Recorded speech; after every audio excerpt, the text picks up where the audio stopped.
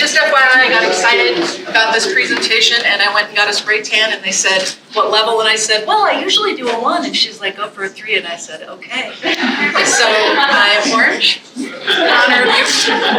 Welcome. So today we're going to talk about my presentation. My name is Laura Bandy. For those who don't know me, I'm an English instructor here on the campus.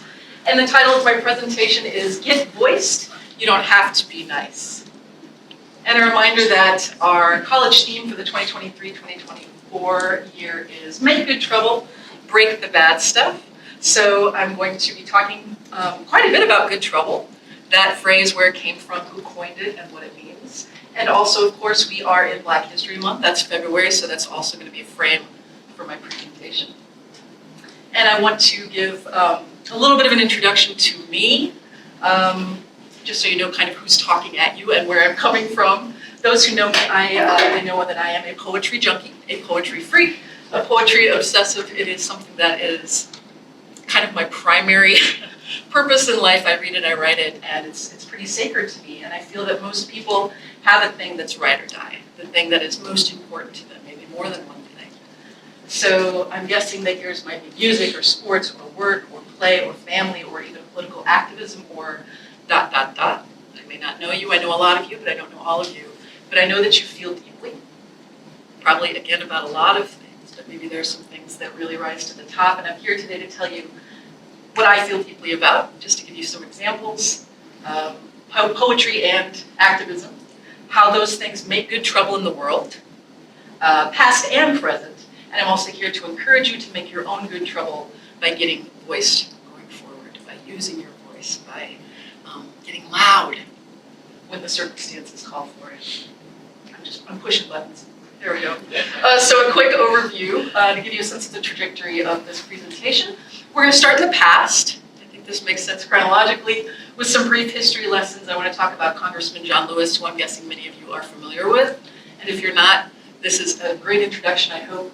I'm going to talk briefly about the poet Galway Kinnell, who was writing primarily in the 40s, 50s, and 60s, won the Pulitzer Prize, National Book Award, and MacArthur Genius Award, so very prominent poet. The activist Harriet Richardson, who was a college student in the 60s when the Civil Rights Movement was happening, and a contemporary poet, Viby Francis, who is a favorite of mine. Some of my students here have read some of her poetry with me in my intro to poetry class. I'm going to tie all of these together and then tiptoe us into the present. We're going to talk briefly about the terms nice and kind, and how they seem interchangeable, but they're not. I'm also going to talk about a group of performance poets, slam poets about y'all's age, and a trailer for their documentary entitled Don't Be Nice, which came out in 2019, and then finally looking to the future, which is you. You are the future. That's what we used to be. So some history lessons. I'm going to have a clip in a moment to share the charisma and the voice of John Lewis, but just some important facts here. I always tell my students, don't try to crowd too much information on the slides, but there's so much good stuff here. I can tell myself. And this is just the tip of the iceberg. He's too wonderful, there's too much, but I'll give you a little bit of background in case you're not familiar. Born in 1940, died in 2020, a huge loss. Was the United States Congressman for Georgia's 5th District from 87 to 2020, and a lifelong activist for civil rights for over 50 years. That was his mission. So a timeline, starting with something incredibly troubling. His skull was fractured by police and a citizen posse who anointed themselves in charge in 1965 during an attempted voting rights march from Selma to Montgomery. You may be familiar with that march. By his own count, Congressman Lewis was arrested more than 40 times during his days of civil rights activism. I'll move this way just to be fair. In 1961, volunteered as a freedom rider, challenging bus and rail segregation laws. In 63, was a keynote speaker at the March on Washington. And in 65, helped to organize the Voting Rights March from Selma to Montgomery, among 600 demonstrators attacked by police. That day, that infamous day, became known as Bloody Sunday. And later, 21 through 25th in 1965, Congressman Lewis, not a congressman at that point, but activist Lewis, joined over 3,000 demonstrators marching from Selma to Montgomery for civil rights, for their rights as American citizens, this time under the protection of federal troops, since they were being attacked by the police and the citizen posse at the time. The size of the group at that point reached 25,000 by the time they reached the capital of Alabama, Montgomery. I think it was 54 miles. So history lessons, let's see if I can get to this video, and I believe I have to push a button. Well, what I'm going to encourage you to do, there are so many amazing videos. I'd really like to share this with you now, but you can go find them yourself. I found this one on YouTube. And I think you can tell from his face, his incredibly kind face, that this is a man who has things to share. He was the man who coined the phrase good trouble. If not now, then when, was something he spoke about a lot in his 50 years as an activist. And he said in this clip that sometimes it's necessary that you make trouble. You might even put yourself in situations that are dangerous. You don't engage in the violence. Civil disobedience, pacifism, but in confronting an evil system, you raise your voice, which he did for years and years. You can tell I'm getting emotional thinking about him. What an amazing man. He also wrote graphic novels. March, it was a 2-volume series that talked about that civil rights march from Selma to Montgomery all those years ago. So really worth checking out, and if I can figure out the video, I'll play it for you. But essentially, it shows you as a young man engaged in activism, and then as he moved forward into his years as a congressman. So sort of completing that journey. There we go. Continuing with that history lesson, and I'll just pause here again to say, please seek out some videos of your own, because he's so charismatic.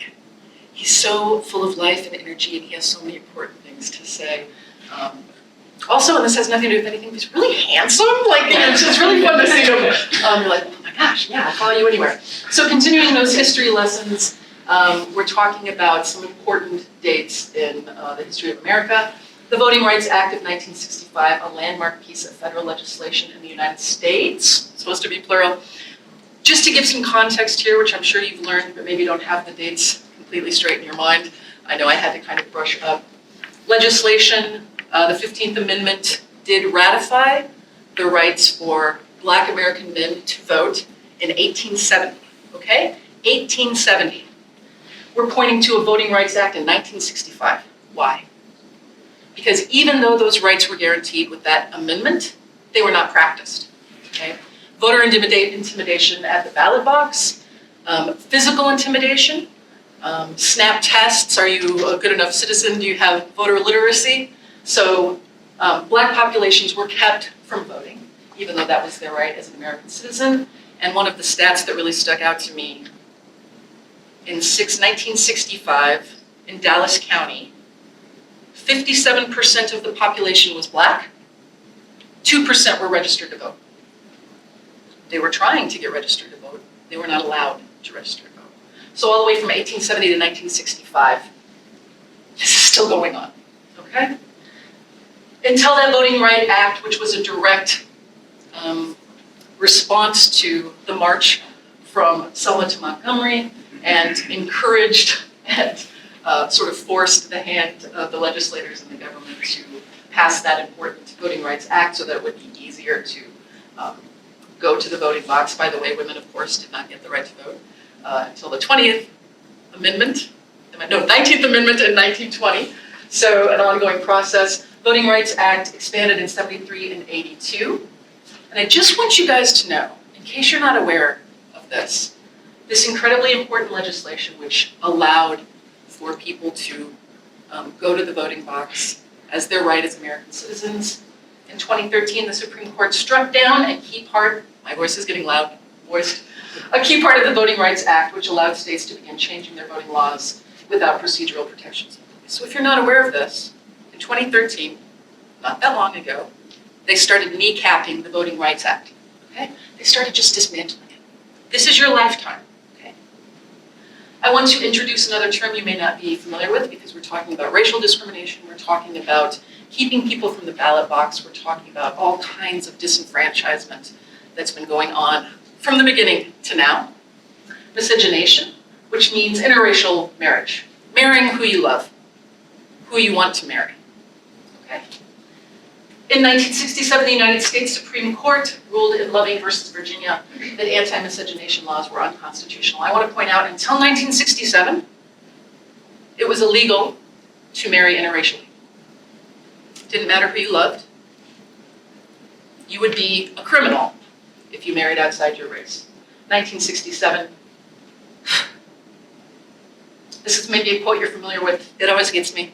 Richard Loving, a white man, married Mildred, a black woman. And after that decision by the Supreme Court, they said, is there anything you want to add into the historical record? And he said, tell the court I love my wife. States were slow to remove the laws from their constitutions, so even though that was passed in 1967 with the Warren Court, Florida didn't remove those laws that said you couldn't marry who you wanted to marry until 1969, Mississippi, 1987, come on, Mississippi, South Carolina in 1998, and Alabama in 2000. In 2009, Keith Bardwell, the Justice of the Peace in Robert, Louisiana, refused to officiate a civil wedding for an interracial couple. 2009. This is a photograph that some of my poetry students are going to be familiar with. And I don't know if any of you have seen it, but it's had a real life since it was first taken in 1965. And I just wanted to kind of cement this in your mind before I tell you more about it.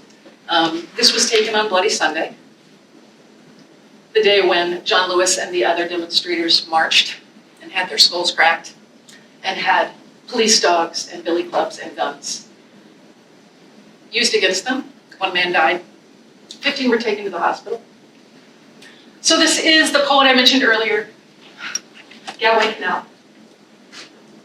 Very prominent poet, was living outside of the United States at the time, came back because he knew there was a civil rights movement and he wanted to support his brothers and sisters. He marched that day from Selma to Montgomery.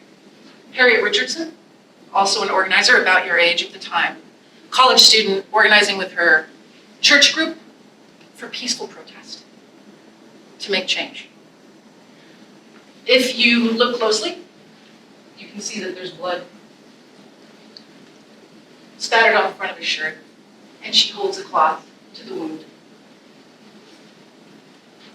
The local police took a billy club to his head. She said they hit his eye bone and that they were trying to take his eye out. It's an arresting image, I think. The kindness on her face. So, stay with me here. Vivi Francis is a contemporary poet I mentioned earlier. A little bit about her. Native of Texas, lived and worked for 15 years in Detroit, where she was instrumental in fostering a literary community for youth, young adult, and adult poets. She's one of my favorites. Absolutely love Vivi Francis. Associate Professor of English and Creative Writing at Dartmouth. Author of 3 collections, the third of which, Forest Primeval, which is so good. And I have it if anybody wants to borrow it. Won the 2016 Hurston Wright Legacy Award and the Kingsley Tufts in 2017, which is major for poets. If you're in the poetry circle, you know, it's a big deal. Also taught at North Carolina State, but currently at Dartmouth. Married to the poet Matthew Alsman, author of a couple collections and also a really prominent contemporary poet they're writing now, okay? But Vivi's looking to the past, and of course, as you note, a black poet married to a white man. That takes us back to our photograph. Harriet Richardson, Galway Canal. John Lewis, with the peaceful protesters on the same day, Bloody Sunday. And you can see the local police advancing with their guns, billy clubs, and dogs. 2 separate moments, the same day. 2 very different, dare I say, vibes. Love and kindness here. Strangers. Strangers. Fear. So I want to read this poem, if you'll indulge me. Vivi Francis wrote this poem, published, I believe, in 2019, and then anthologized in 2021 in the Best American Poetry Anthology, which is, again, a really big deal for poets. It has a wide reach. So she wrote this in response to that photo of Harriet Richardson. And the poem is in first person, so I'm going to borrow her voice, if I may. Vivi, I hope that's okay. I'm going to read this out loud, and I just want you to think about how she's voiced in this poem. Okay? So the title is 1965, Harriet Richardson wipes Galway Canal's face after state troopers beat him with a billy club. For Matthew, for her husband. And again, I'll pause to say, I get a little emotional when I read poetry. So if I look like I'm gonna cry, just roll with it. It's okay. It happens all the time. I'm always 2 seconds away from crying anyway. I think I'll be able to hold it together. So this is Bandy's voice speaking to that photograph. In Selma that day, the photograph, it is the way she is looking at him. Not his name, not his pallor, skin color, not the city, not the event, not even the blood on his neck. When I saw the picture, Ivy said, I realized someone cared enough to take it. There was only one lens, then the entire world wasn't always watching. She pressed that cloth to his neck, as intimate as a kiss whispered into the channel of an ear, spontaneously, sudden and overwhelming as a father's embrace after a father's failure to embrace. I was 2 years old, says Ivy. It was before I knew what I was born into. It would have been illegal for me to have married my husband. My husband stares at the picture, but a man so compassionate cannot easily take in its lack. It takes the violating or the violated to know. You know why Galloway was there. Why pretend? The reward of courage is this. My husband told his parents he would marry me, period. He expected his parents to live up to the values they espoused, and they have. If I cry, my blue-eyed father-in-law, whose father left Germany in the nascent rise of Hitler, also cries. Galloway's eye to Harriet's brown as mine, look at the way he looks at her, like a sun rising twice to be Galloway that day, looking up in the face of the tender, after terror, see the grace. Ivy Francis has voiced. This poetry has taken on amazing life online and has been shared over and over and over again. So her voice is getting out there. I want to point out as we transition into talking about nice versus kind, is her voice nice in that poem? In Selma that day, the blood on his neck. I was 2 years old. It was before I knew what I was born into. It would have been illegal for me to have married my husband. These are not nice words. These are not nice circumstances. Her voice matches the circumstances. So, I want to put this out there. I've been thinking a lot about this. All my life, people have called me a nice girl. I'm like, yes, yeah, I'm a nice girl. And I started thinking, what does that mean? I don't know if it means anything. It's so vague, right? Okay, so something to think about. People often use the words nice and kind interchangeably, assuming that they're basically the same thing. But the truth is, the difference between nice versus kind is night and day. I really believe this. Nice is a self-centered behavior pattern, where you're acting in a pleasing manner. I want to be pleasing. I want to be nice. To be a nice person, get people to like you. Kindness is another centered behavior, other-centered behavior pattern, where you're acting in the best interests of others out of a sense of love, empathy, and compassion. Harriet Richardson to Galway Canal, holding the cloth to his face. So nice, according to Keith Ellerton, professor from Meditation Magazine in 2014, nice means passive, surface level, pleasant, agreeable. She's so nice, right? Sounds good, but there's no action there. It's all surface. I want people to think I'm nice. Kindness is active. It's service-oriented. It's other-oriented. It's considerate, and it makes a difference. So I talked about how poetry makes me cry. I haven't started weeping yet, but I can feel it. That's fine. Tears are good and cathartic, but they are not enough on their own. They don't do anything except for you. Kindness looks outward. Action. So perhaps as you've been considering the presentation to this point, if you were thinking of it in terms of being nice, you might say, oh, that poem made me cry. History is so sad. I would have done something back then to change things. Those, racist acts, maybe with the Nazis. I would have done something. That's nice. Those are nice responses. Kindness is active truth. So perhaps a stronger way to think about what we've been talking about. It's fine and cathartic to cry. As I said, I do it all the time. It feels good. But by themselves, those tears achieve nothing. If you're going to cry, get out there and take action.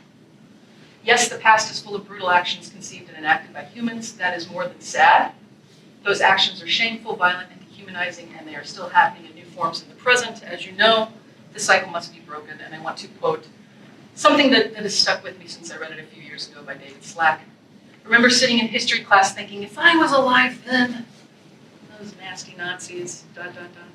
any of the atrocities you learn about in history class. If I was alive then, I would have. But you're alive now. We're alive now. What we're doing now is what we would have done then. When the world is wrong, you don't have to be nice. In fact, I don't mean go out and be jerk faces, but with civility, decency, kindness, and action, the correct response to an evil system is not to be nice, to ask permission and to smile. Nothing I hate more than when a passerby says, "Hey, smile, you'd be prettier if you did." And I'm thinking, whew, I'd like to take some action now. So present day, get voiced. How do we respond kindly but actively to inequities all around us? I want to give you this example, but I don't think I'm going to be able to play this trailer. I'm going to try one more time. This is the trailer for a group of performance poets in New York City who are competing on the national level. And the title of their documentary, as I mentioned earlier, is Don't Be Nice. No?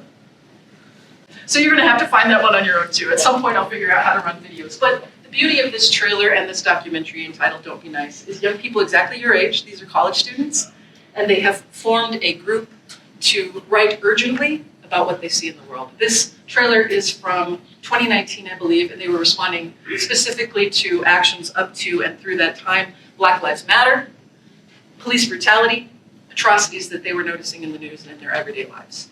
And what I love about this documentary and this trailer is it shows that the young people are unsure. They're not confident necessarily of their voices. At one point, one of the advisors says, "What's your poem trying to tell us?" And the young person says, "Well, it's about," she goes, "Don't tell me what it's about. What are you trying to tell me?" And you can feel him responding. What is it I want to say? What is urgent? What do I need to share with the world?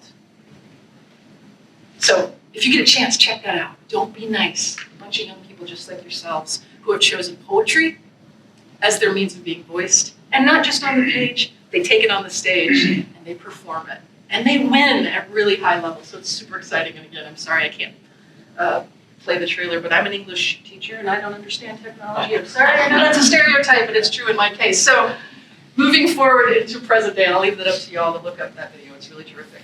I do want to encourage everyone to get voiced, including myself. I think it's very easy to be complacent, to be nice. It's hard to use your voice, but the hard way is usually the right way. It's too bad, but it's true. The future is you, Gen Z and Gen Alpha coming up right behind you. No pressure, but we did mess it up, sorry. Everybody who came before, sorry. And now we look to you because you are brave and young and smart and innovative and loud and unafraid. I love Gen Z. I think you guys are amazing. And again, no pressure, but get out there and make change. Remember Congressman John Lewis in 2020 as the country grappled with the global pandemic. Remember that he's been doing this for years and years and years. Still in 2020, close to death. The renewed social justice movement of Black Lives Matter, responding to the pandemic. All of this had roots in Lewis's own actions. His legacy took on renewed meaning from his notion of a beloved community. He was always working locally, but thinking globally. He vowed to keep fighting. His call for us to get out of our homes and participate in productive protest.